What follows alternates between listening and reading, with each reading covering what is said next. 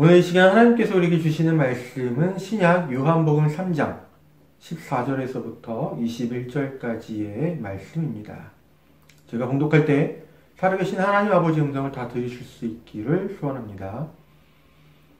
모세가 광야에서 뱀을 든 것 같이 인자도 들려야 한다. 그것은 그를 믿는 사람마다 영생을 얻게 하려는 것이다. 하나님께서 세상을 이처럼 사랑하셔서 외아들을 주셨으니 이는 그를 믿는 사람마다 멸망하지 않고 영생을 얻게 하려는 것이다.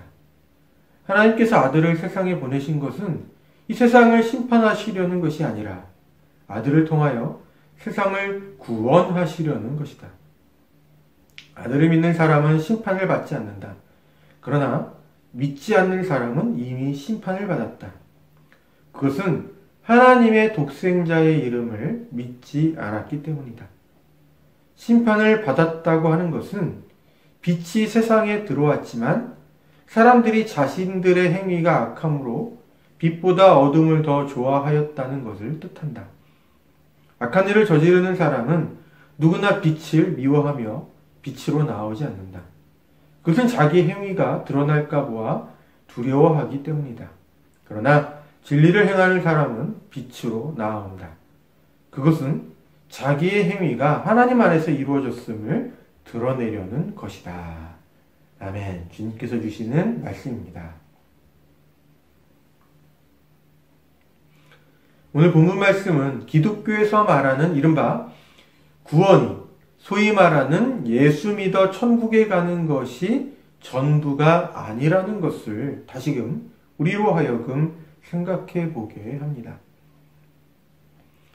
오늘 우리에게 주어진 복음서의 말씀에는 우리에게 아주 익숙한 구절들이 기록되어 있습니다. 16절과 17절의 말씀이죠. 하나님께서 세상을 이처럼 사랑하셔서 외아들을 주셨으니 이는 그를 믿는 사람마다 멸망하지 않고 영생을 얻게 하려는 것이다. 하나님께서 아들을 세상에 보내신 것은 세상을 심판하려는 것이 아니라 아들을 통하여 세상을 구원하시려는 것이다. 우리에게는 노래로 더 친근한 말씀들입니다.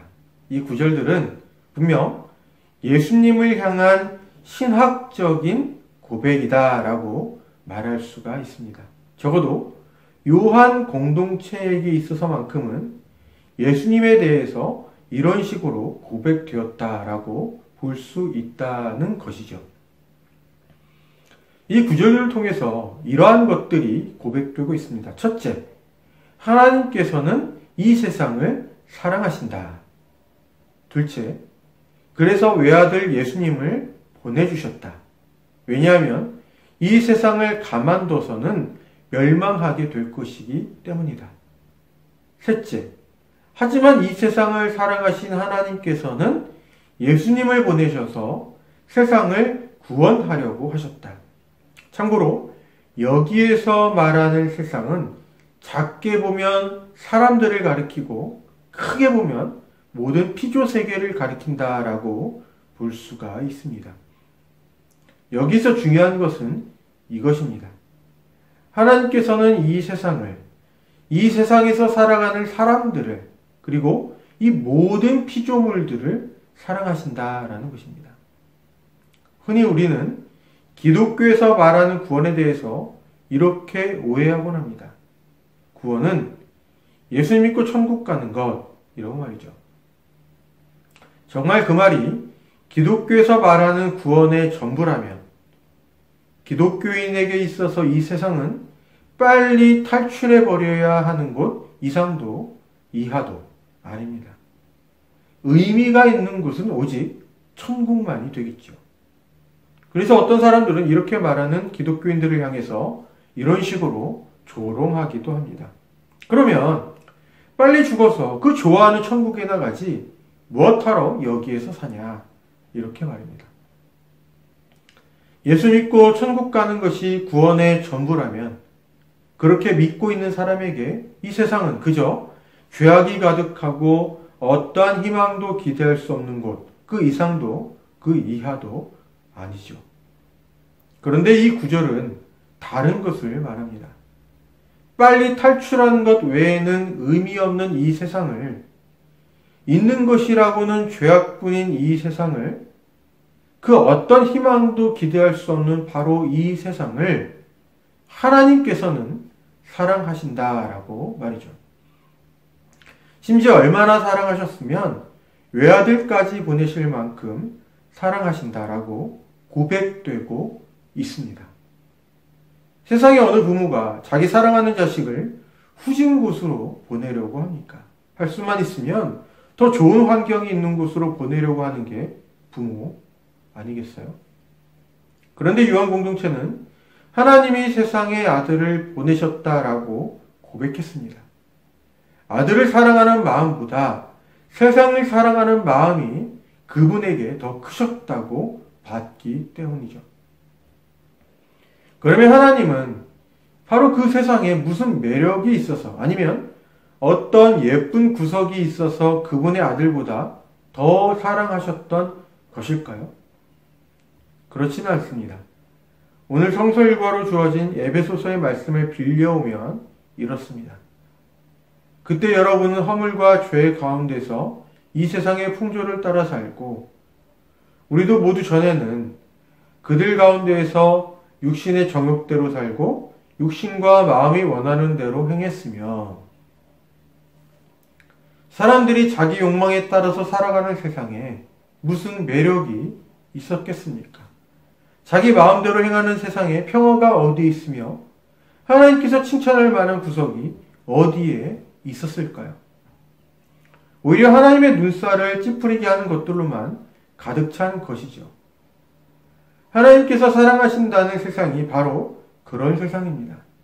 어딘가 예쁜 구석이 있는 세상이 아니라 눈살을 찌푸리게 만드는 세상 말입니다. 이런 세상에서 살아가면서 그런 세상을 혐오하는 사람에게는 이 세상이 빨리 멸망하거나 이 세상에서 빨리 구출되어 천국에 가는 것이 희망사항이었겠지만, 하나님은 그와 반대로 바로 그런 세상을 사랑하셨고, 그래서 그 아들을 보내주셨다는 것이 바로 이 요한 공동체의 고백이었습니다. 그러한 세상이 멸망으로 치닫는 것을 막고 구원을 받게 하시려고 말이죠. 그러므로 기독교에서 말하는 구원을 단지 예수 믿고 천국에 가는 것으로만 여기는 것은 구원에 대한 아주 큰 오해라고 말할 수 있습니다. 하나님은 세상을 사랑하시고 세상의 아들을 보내셨는데, 구원받은 사람이 이 세상을 의미 없다 생각하는 것이니까요.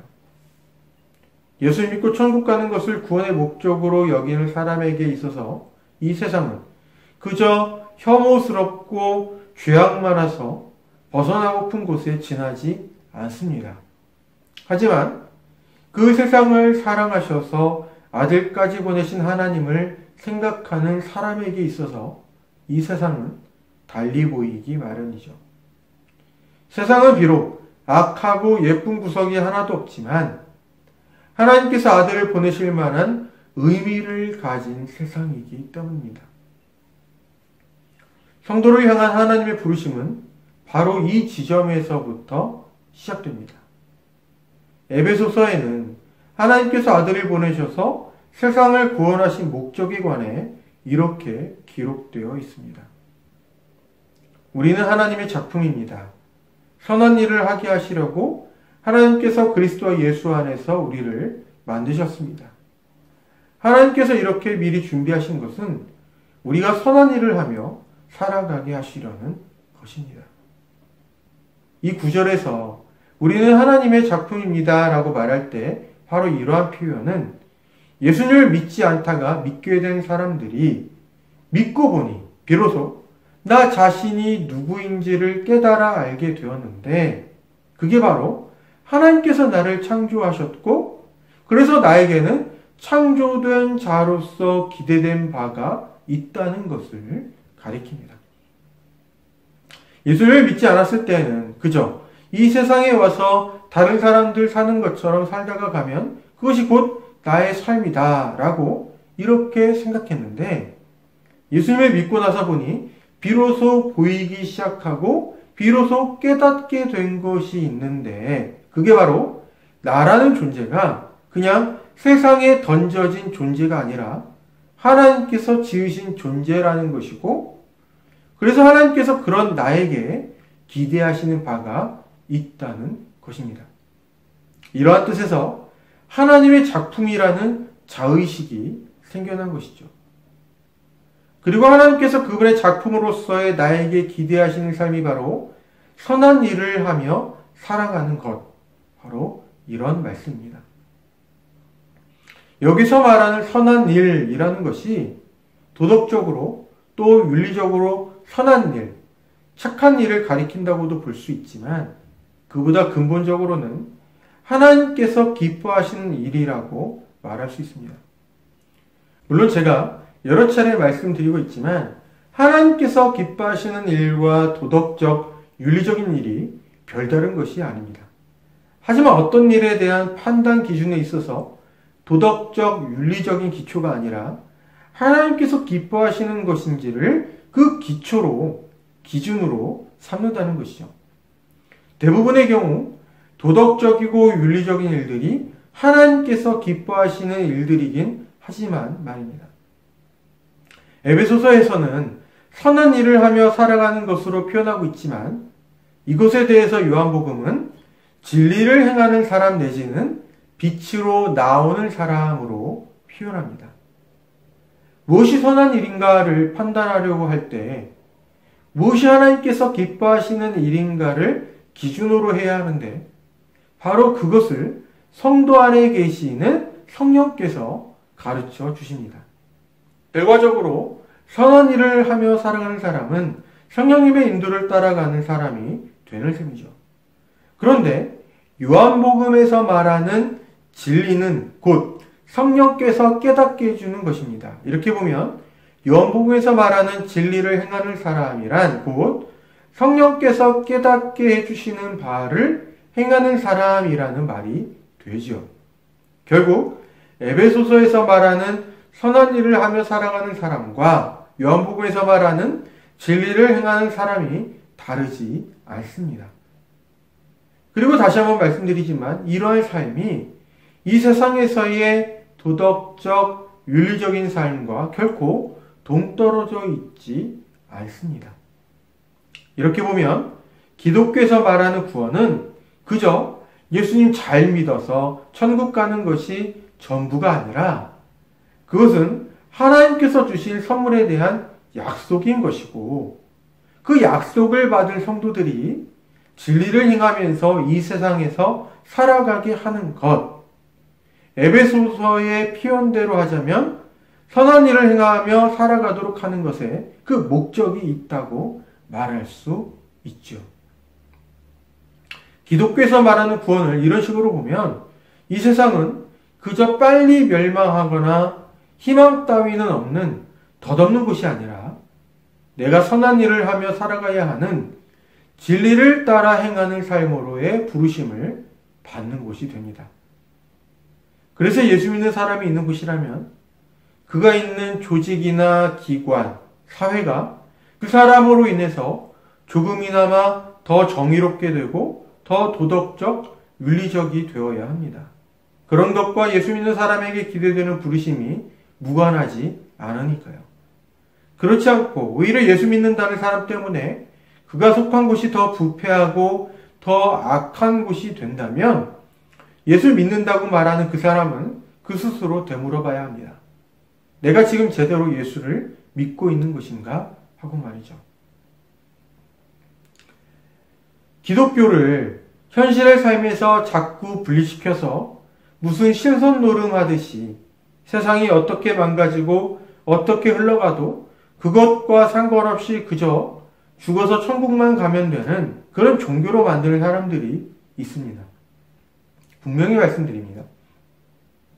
그런 사람들은 구원을 잘못 이해하고 있습니다. 하나님의 관심은 천국에 있지 않습니다.